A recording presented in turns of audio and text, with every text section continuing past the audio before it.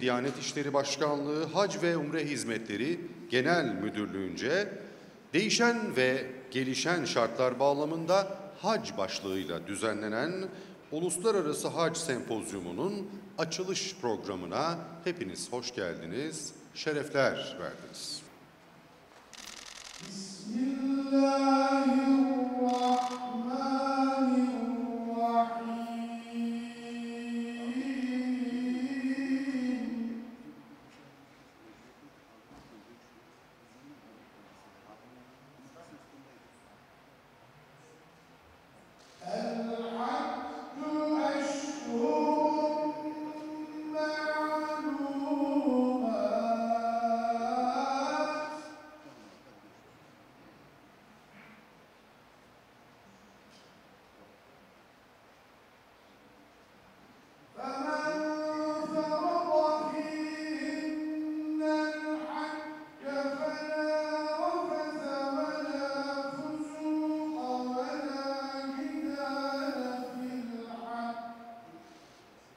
Başkanlığımızın düzenlemiş olduğu değişen ve gelişen şartlar bağlamında hac konulu uluslararası hac sempozyumumuza hoş geldiniz, sefalar getirdiniz.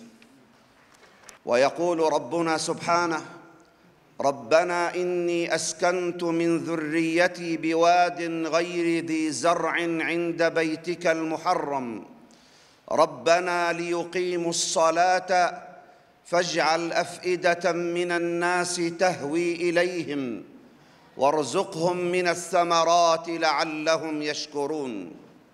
الحمد لله الذي هيأ لأصحاب السعادة أسباب التوفيق ويسر لمن شاء من عباده حج بيته العتيق وجعل أفئدة من الناس تهوي إليه من الحر والرقيق فيأتونه رجالاً وعلى كل ضامر يأتين من كل فج عميق.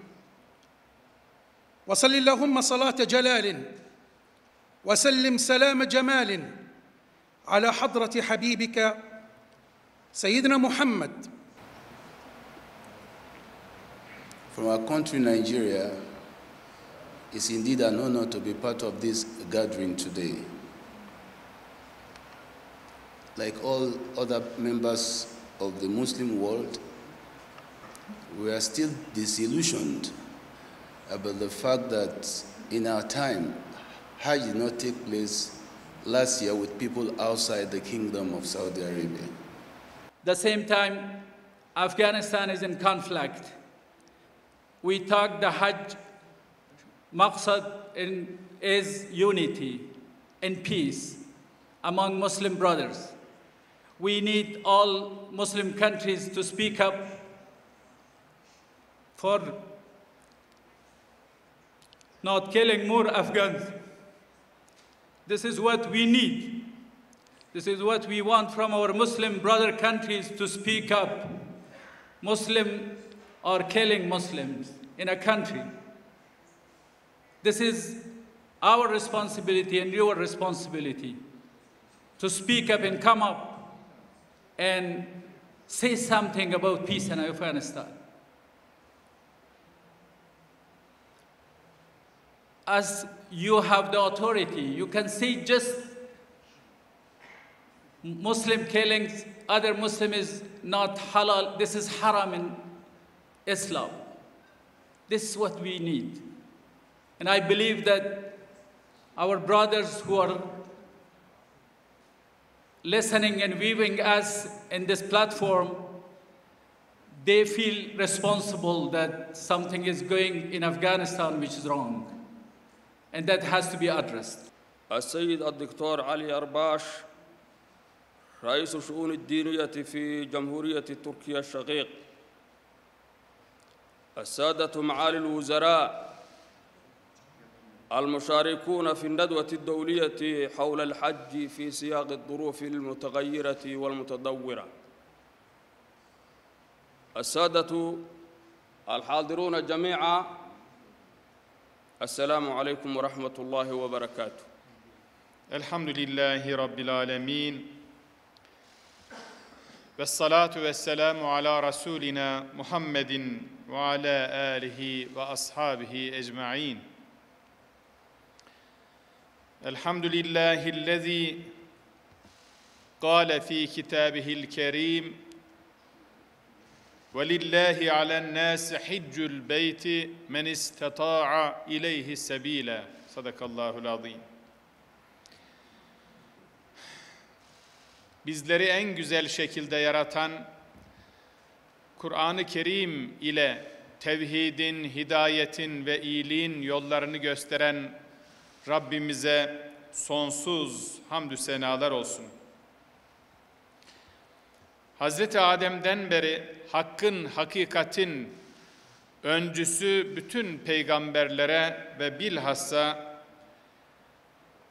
sünnetiyle bütün insanlığa en güzel örnek olan, getirdiği değerlerle insanlığın ufkunu aydınlatan sevgili Peygamberimiz Hatemül Enbiya Muhammed Mustafa'ya sonsuz salat ve selam olsun. Dünyanın çeşitli ülkelerinden sempozyumumuza iştirak etmek üzere gelmiş olan değerli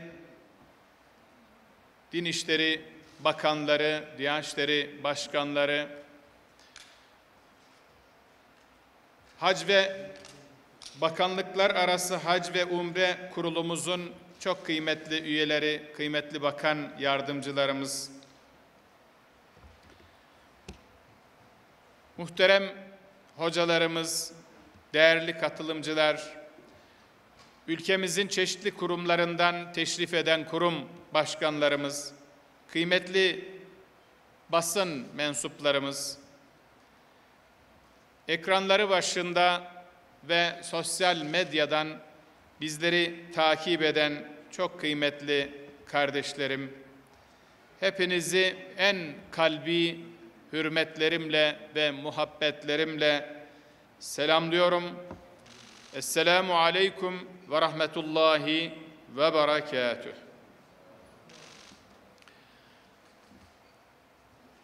Öncelikle kapsamlı bir hazırlık aşamasından sonra bugün başlangıcını yapacağımız değişen ve gelişen şartlar bağlamında hac sempozyumumuzun hayırlı sonuçlara vesile olmasını diliyor.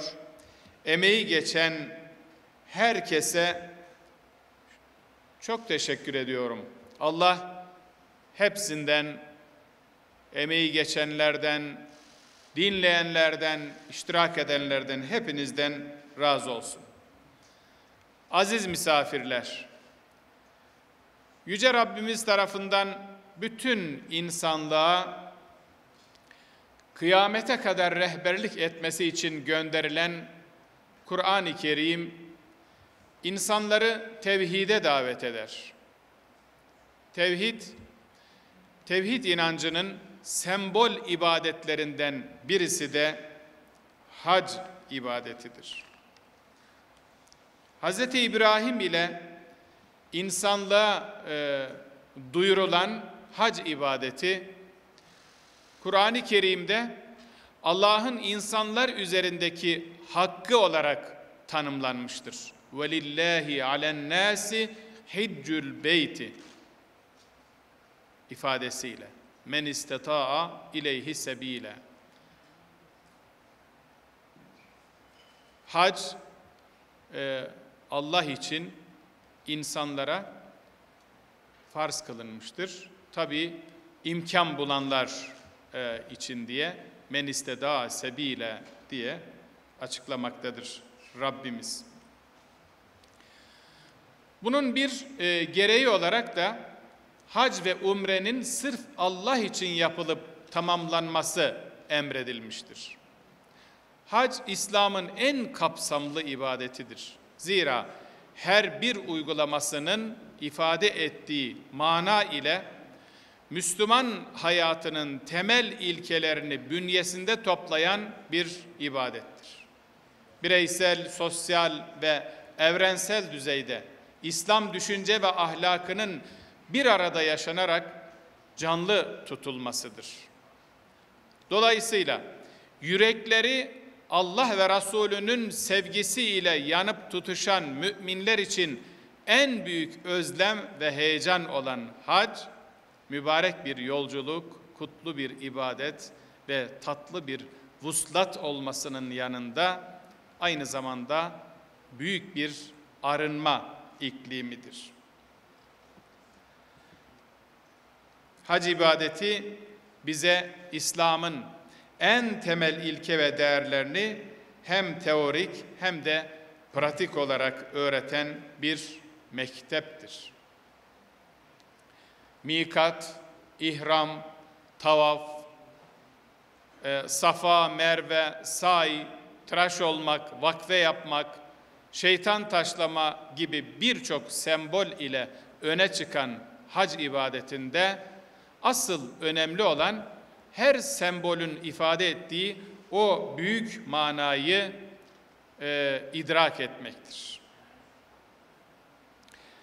Zira hac bu semboller üzerinden bize varoluşu, yaratılış gayesini, kulluk bilincini, insani değerleri, güzel ahlakı öğretmektedir aynı zamanda. Dolayısıyla hac, müminin kendi hayatı, hayalleri ve hataları ile yüzleşerek kötülük adına ne varsa aklından, kalbinden ve hayatından çıkarmasıdır. Muhasebe, nedamet, azim ve kararlılık ekseninde kişinin kendi iç dünyasına doğru yaptığı derinlikli bir yolculuktur hac. Samimi bir tevbe ile alemlerin Rabbine yönelerek dua ve yakarışlarla kendini affettirmesidir hac. Bu anlamda hac yeniden doğuştur. Peygamber Efendimiz Aleyhissalatu vesselam makbul bir hac ile insanın bütün günahlarından arınarak anasından doğduğu gibi tertemiz olacağını müjdelemektedir. Diğer yandan hac, kardeşlik, dayanışma, paylaşma gibi değerlerin ve güzel ahlakın tahkim edildiği bir ibadettir. Hac yolculuğunda ve ibadet esnasında müminler bir tarağın dişleri gibi yan yana ve bir binanın tuğlaları gibi omuz omuza olmak zorundadır. Aziz kardeşlerim, değerli misafirler, biz Müslümanlar ancak ahlak ve gelecek adına iki büyük evrensel ilkeye sahibiz. Bunlardan birincisi, duygu, düşünce ve davranışlarımızı bir ve tek olan Allah'a kullukta buluşturan tevhid inancıdır. İkincisi ise bizleri tevhid inancı ekseninde güçlü bir kardeşlik duygusuyla buluşturan vahdet ahlakıdır. Biliyoruz ki daha iyi bir hayat ve gelecek kurabilmemizin yegane yolu bu iki ilkeyi hakkıyla hayata hakim kılmamızdır. Bu manada hac adeta Müslümanların her yıl iman ve tevhid ekseninde bir araya geldiği, kardeşlik duygularının doruğa ulaştığı ve vahdet şuurunun doyasıya yaşandığı bir evrensel kongredir.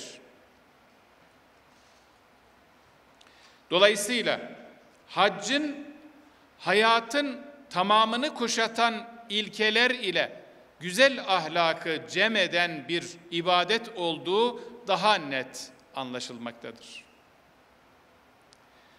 Ayrıca bu perspektif bizlere ibadet ve hayat ilişkisini de açıkça göstermektedir. İbadetler kendimizle, çevremizle, toplumla tabiatla ilişkimiz ahlak, merhamet ve sorumluluk ekseninde tutarak bize rehberlik etmektedir. Zaten ibadetlerin hayata dair yönünü göz ardı ettiğimizde ibadetin hem hikmetinden hem de faziletinden uzaklaşmış oluruz. Değerli kardeşlerim,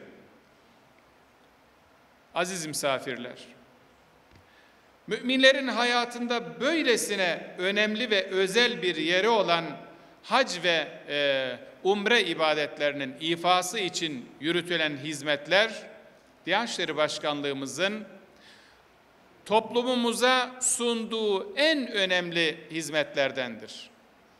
Bu bilinç ve sorumlulukla başkanlığımızca 1979 yılından itibaren hac, 1984 yılından itibaren de umre organizasyonları sürekli geliştirilen bir tecrübe ile gerçekleştirilmektedir.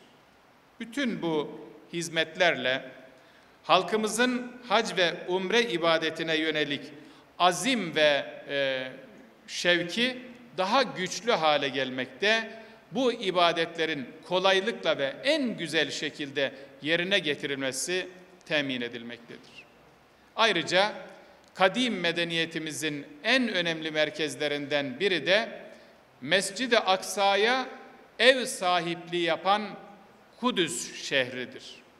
Bu kapsamda 2015 yılından itibaren de Kudüs bağlantılı umre turları düzenlenerek medeniyetimizdeki önemli bir geleneği devam ettirmekteyiz.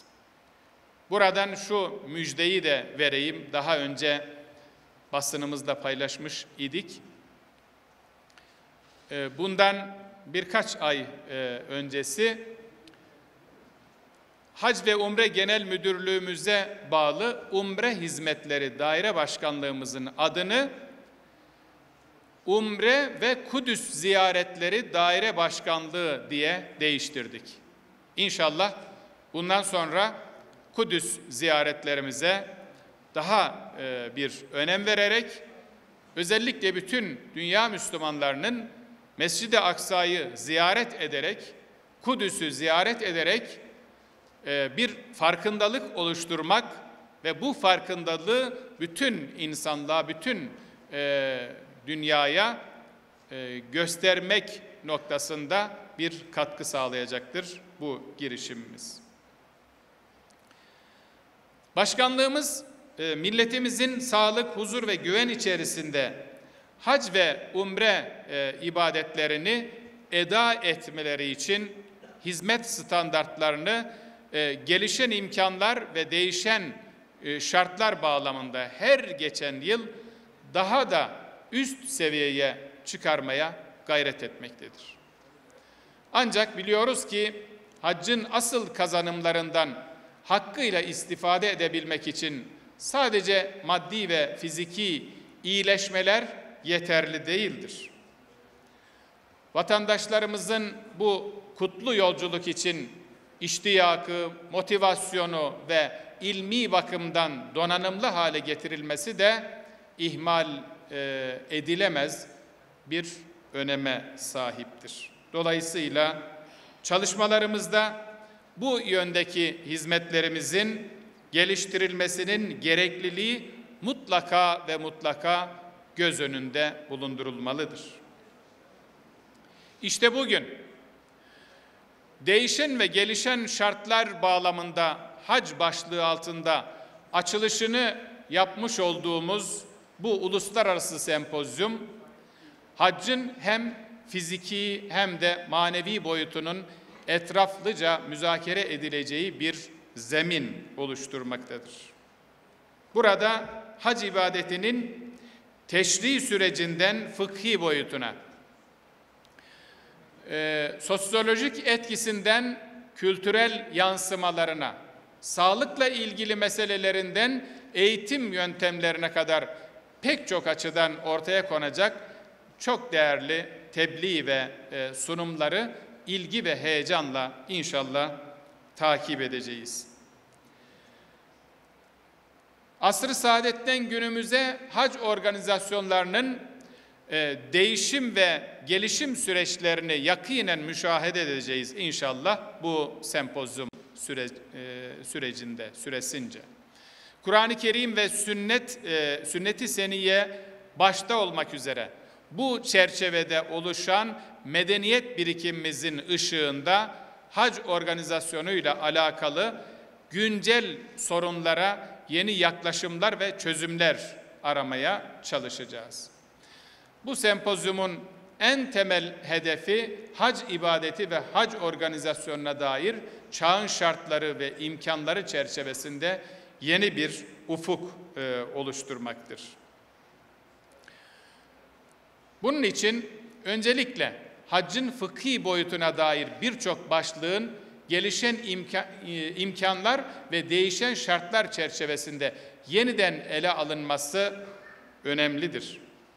Söz konusu fıkhi zemin üzerine hac hizmetlerinin ve organizasyonlarının her yönüyle değerlendirilmesi, salgın meselesi başta olmak üzere, salgın hastalık başta olmak üzere güncel konuların ve diğer özel durumların etraflıca ele alınması, bundan sonraki hac organizasyonları için yeni bir perspektif oluşturacaktır inşallah.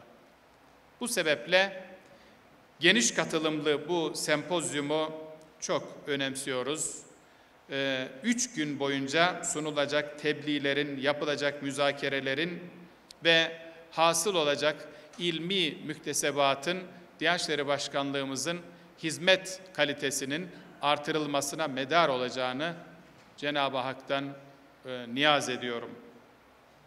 Bu vesileyle sempozyumumuzun verimli ve bereketli geçmesini Rabbimden diliyorum. İnşallah bu salgın hastalık tabii bir yılı aştı. Geçen yıl çok az bir sayıda Suudi Arabistan'da yaşayan kardeşlerimiz hac ibadetini yapabildiler. Dünyanın çeşitli ülkelerinden Türkiye'miz dahil hiç kimse hacca gidemedi. Yine Şubat ayından 2020 yılının Şubat ayından bugüne kadar ülkemizden ve başka ülkelerden çok nadir birkaç ülke hariç umreye gidilmedi. Büyük bir özlem oluştu.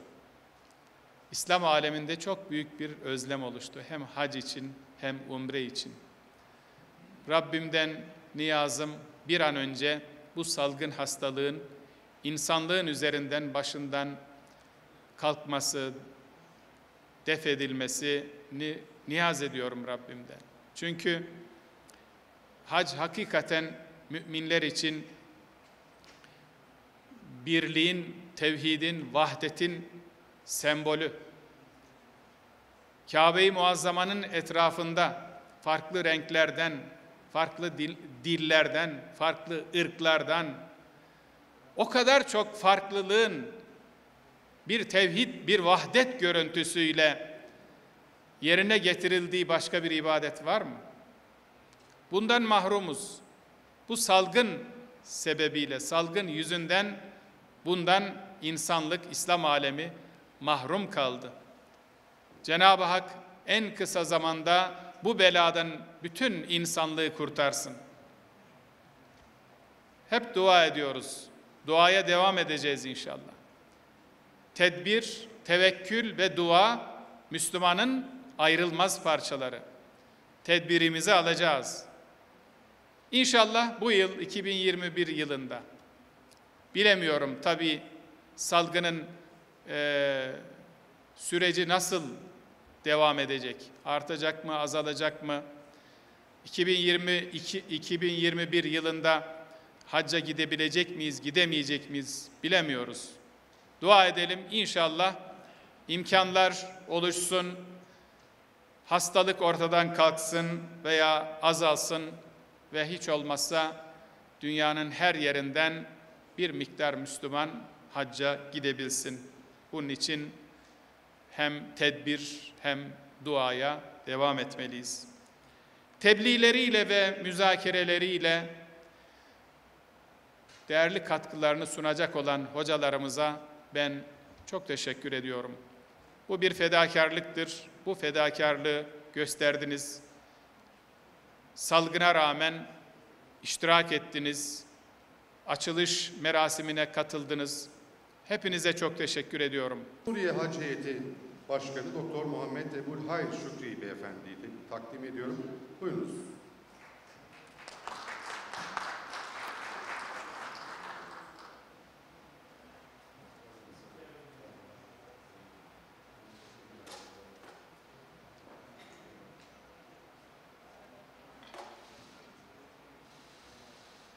Çok teşekkür ediyorum. Ürdün Bakanlığı adına Bakanlık Müfettişi Hatem Cemile Süheymat Beyefendi'yi takdim ediyorum.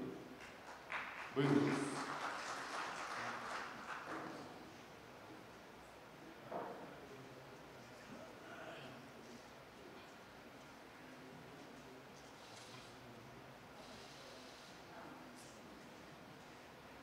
Nijerya Hac Başkanı Zikrullah Hasan Alakunle'yi davet ediyorum.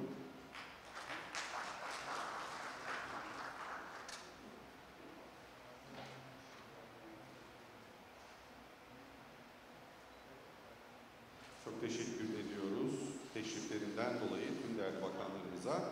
Afganistan Bakan Yardımcısı Muhammed Osman Tarık Beyefendi'yi davet ediyorum. Buyurunuz.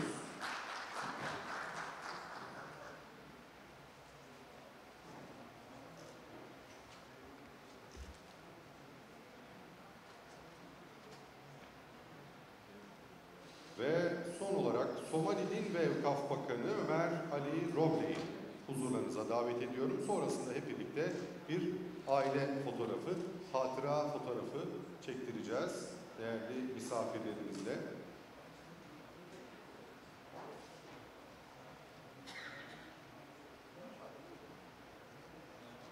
Sayın Bakanımıza da çok teşekkür ediyoruz. Teşriflerinden dolayı, katkılarından dolayı. Diyanet İşleri Başkanlığımızdan gelen misafirlerimizi Türkiye Diyanet Vakfı yemekhanesinde, değerli misafirlerimiz de eğitim merkezimizin 4. katındaki yemekhanemize öğle yemeği ikramına davet ediyoruz.